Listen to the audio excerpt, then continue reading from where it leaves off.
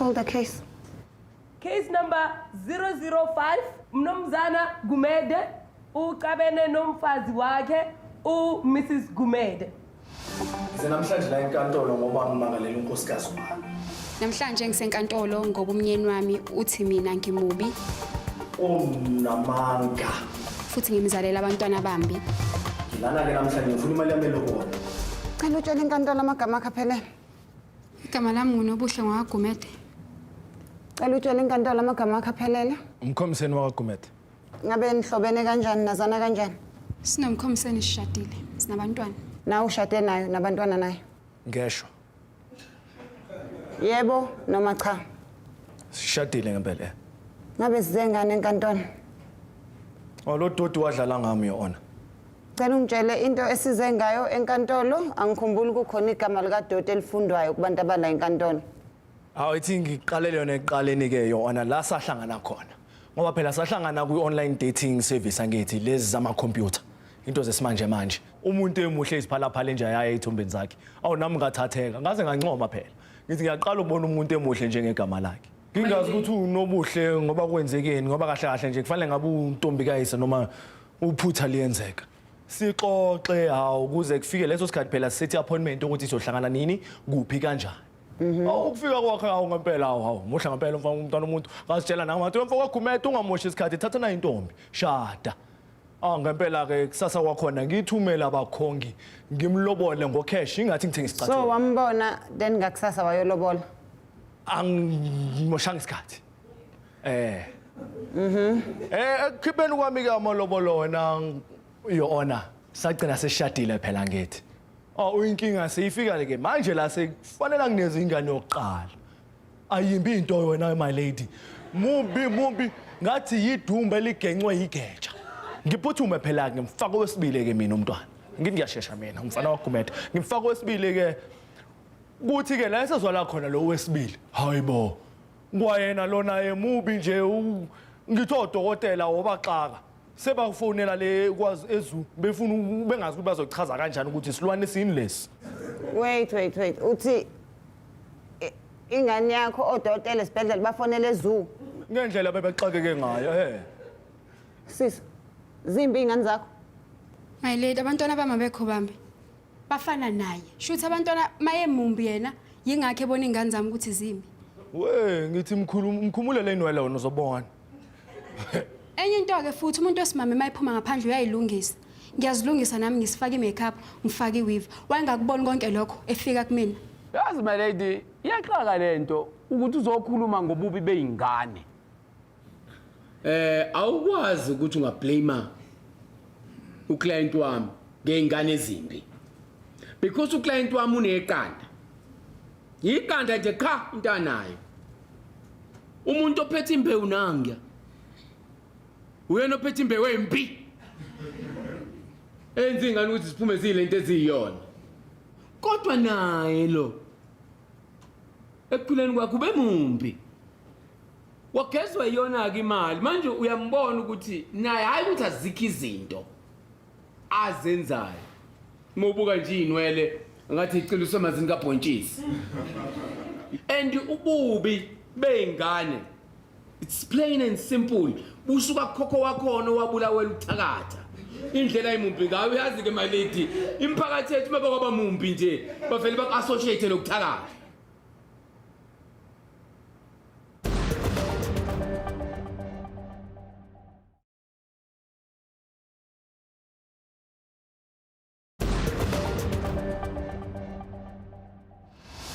Seninesikhathi esingakanani nishadile? 4 years. Now no 4 years ushade naye? Yebo, no 4 years. Enye into ke my lady. Umyeni wami yena lo enginikeza labantwana akasebenzisanga ubuso bami ukungikhuleliswa. Akasebenzisanga ubuso bami ngalesikhathi ngikhulelwa. Wayengamithisa ubuso. Shuthi lento le ayeyimithi ayeyifaka kuyo eyayimbi akumina umuntu omumbi la. Uyangidida bebengitshela mina ukuthi sikhuluma ngale position le. Kodwa sengiyabona manje. Sengiyabona. Hey. So you are saying akakumithisanga ecubini zakho zonke zomzimba akubona ubuso abusebenzisa to make you pregnant. Yes. Is that true? Hawu yena umsebenzi wangasese uyawazi. Angibuzanga ukuthi uyawazi noma akawazi. Aphendula into ebuzwayo. Wena ke nje ngokwakho ubufisa ngempela inkantolo ikusize ngani? Njengoba ngishilo my lady ukuthi ngifuna imali yelobola ibuya yonke, i-compensation yokushada umuntu omubi ngaphezulu kwalokho. Ngifuna ke inkantolo ikhansele yonke into engihlanganisa nezingane zakhe. Angikwazi ukuba ubaba wengane ezimbi mina. Walobola ngamalini? Awu yo ona ngoba yena vele nje awusamnikeza u35,000.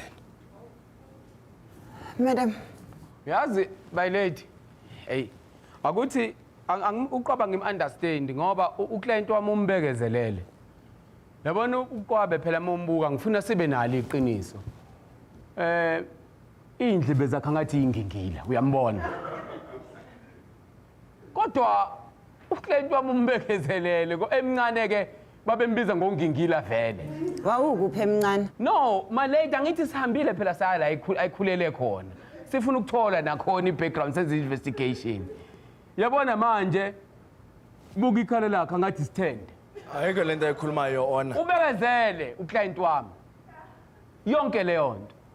Mhlawumbe mina bengizothi asivele sinalifaye lento. Kuba ukuthi nje befuna 35,000. Kuba ukuthi indlebe mesihlanganisa nekhala. Sithi nathi sifuna into eyi-35,000.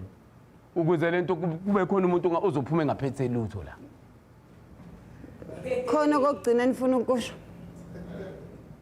Ayiko lokho my lady. Enye into. Ngicela inkantolo iterminate irole yami ezubaba welingane ezimbi. Angeke ngikwazi. Ngeke ngikwazi ngintroduce abantu ngithi nazi ingane zami ngithi ngiyazibheka nama ngizujabula ngaphakathi ngithi cha ngikhona. Wake wayibona phi into ukuthi umuntu useyashintsha usefuna ukuthi ingane kuthiwa kusezone zakhe?